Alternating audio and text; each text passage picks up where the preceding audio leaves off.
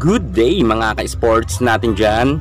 Ating kikilalanin ngayon ang mga bawat manlalaro at higit sa lahat ang bawat team na kalahok nga sa PBL All-Filipino Conference 2024. Karamihan naman sa kanila ay nagsumika para nga mapanatili nila na nasa mataas ang standing nila pagdating nga sa PBL. Pero ganun talaga mga ka-sports, sa isang kompetisyon mayroon na nanalo at mayroon na tatalo.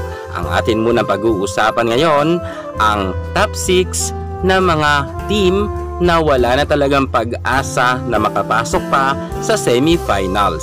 Malungkot to para sa kanilang mga fans dahil alam naman natin na ang bawat team ay may kanya-kanya silang mga supporters. Pero ganun talaga mga ka-sports. Tulad ng sabi ko, sa isang competition, meron talagang mananalo at meron talagang matatalo. Maraming magugulat dahil nga ang ating ipapakilala sa inyong mga team ay hindi inaasahan ng karamihan na malalaglag ng mabilisan pagdating nga sa standing. At kahit pa magsumikap sila, sa ngayon ay hindi na talaga sila makakapasok pa para sa semifinals battle. Sapagkat papalapit na nga matapos ang PBL elimination round kung saan nga mga ka-sports malinaw talaga kung sino ang laglag na pagdating sa Final 4. Gayunpaman mga ka-sports, kahit sabihin natin na nalaglag sila, okay lang naman to dahil marami pa naman mga susunod na conference. Pero sa ngayon ay nakakalungkot talaga para sa kanila dahil wala na nga silang pag-asa. Ating panoorin ang ating vlog hanggang sa dulo para makilala nyo ang top 6 na hindi papasok sa semifinals. Pero bago ang lahat, subscribe ka muna. I-click ang ating notification bell para lagi kang updated sa lahat ng issues sa volleyball.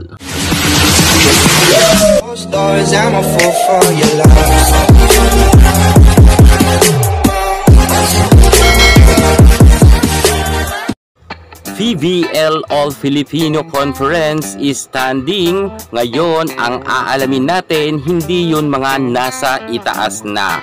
Ang aalamin natin ngayon kung sino-sino ba ang wala ng pag-asa na makapasok nga sa semifinals. Kahit nga marami pa silang mga natitirang games or laban, ay wala na talaga silang pag-asa pa. Kahit sabihin natin lahat ng kanilang mga makakatunggali ay kayang-kaya nilang talunin, pero hindi na talaga magiging sapat pa ang kanilang magiging pagkapanalo para nga pumasok sa Final 4. Unahin na natin dyan ang nangungulelat nga na team na wala na talagang pag-asa sa semifinals. Ang number 1 natin ay ang SGA or ang Strong Group Athletics na kung saan nga ay 0 win pa rin sila hanggang sa ngayon. Ang natitira nga nilang laban ay Nextled Chameleons, PLDT High Speed Hitters, Chocomucho Flying Titans, Farm Fresh Foxies at ang Akari Chargers. Sa mga nabanggit natin na 5 yan, sure tayo na kahit isa ay hindi kakayanin ng Strong Group Athletics. Hindi natin sa minamaliit ang mga atleta dito, subalit iba kasi ang kanilang mga makakatunggali. Alam natin na mas malakas kaysa sa kanila. Ang Nextled Chameleons kahit papano ay lumakas na rin na team. Lalo higit ang PLDT, Chocomucho at Farm Fresh Foxies at Akari ay malalakas na team yan. Kung kaya hindi talaga dito makakapalag ang nakakalungkot man isipin, ganun na nga ang mangyayari. 0 win talaga sila hanggang sa pagtatapos nga ng elimination round. At ang sunod natin naman, ang nasa kulelat pa rin na team, ang Capital One Solar Spikers, kung saan ang Capital One naman ang sunod nila makakalaban, Chocomucho, Akari, Nextled at Signal HD Spikers. 4 pa na team ang kanilang makakalaban, bagamat may panalo nga sila ay isa pa lang at may 6 na nga silang talo. So ibig sabihin kapag nakalaban nila ang Chocomucho, Akari, Nextled Chameleon at Signal HD Spikers ay talagang magiging 10 ang kanilang talo. Hindi naman dito magpapatalo ang Chocomucho, Akari, Nextled at Signal. At tulad ng sabi ko, hindi naman sa minamaliit natin ang Capital One, pero kulang pa talaga sila sa chemistry. Kung kaya talagang babagsak talaga sila sa pinakamababa rin na ranking pagdating sa PBL. At never na silang makakatalo pa sa kanilang mga natitirang makakalaban. Ganun talaga, kahit sabihin natin mga veterana na ang nasa Capital One, kulang pa talaga sila sa chemistry, kung kaya hindi pa talaga sila makakapalag, lalo higit sa Choco Mucho, Akari, Signal HD Spikers, or sa Nextled Chameleons man. Ikatlo na nasa listahan natin na hindi rin makakapasok sa Final Four ang Nextled Chameleons. Bakit natin nasabi? Meron na nga silang 5 talo at isa pa lang ang kanilang panalo. So ang natitira nga nilang laban ay ang SGA, Farm Fresh Foxes, Brimline Cool Smashers, Petrogas Angels, and Capital One Solar Spikers. So ibig sabihin, dahil isa pa lang ang panalo ng Nextled Chameleons, ay malinaw na wala nga silang pag-asa na makapasok sa Final Four. Lalo higit, malalakas pa ang kanilang makakatunggali. Dumako naman tayo sa number 4 na hindi pa rin makakapasok sa Final Four, ang Akari Chargers. Ang Akari nga ay may 5 ng talo at 2 pa lang ang kanilang panalo. Kahit sabihin natin na hindi na gaano kalakasan ang kanilang mga makakalaban, ay hindi na rin nga sapat para makapasok nga sila sa Final Four, sapagkat nga ang sunod nilang makakalaban ay Galleries Tower, Capital One, Cherry Tigo at ang SGA. So kahit sabihin natin na matalo nila ang 4 na kanilang makakalaban, ay mahihirapan na nga silang makapasok pa dahil 2 pa lang ang kanilang panalo. At sa Cherry Tigo, malabo na manalo ang Akari. So ibig sabihin mga ka-sports natin dyan ay laglag talaga ang Akari Chargers. Number 5 sa listahan natin na hindi rin makakapasok sa semifinals ang bagong team na Galleries Tower High Risers, kung saan naman meron naman silang 5 talo at 2 pa lang ang kanilang naipapanalo.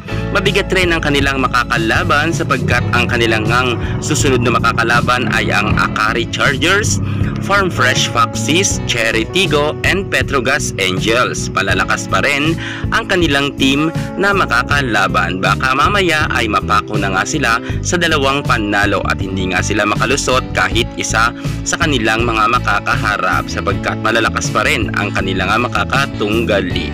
At kahit sabihin natin na matalo pa nila ang nasabi nating 5 kanilang makakaharap or 4, ay wala na rin talaga silang pag-asa pa.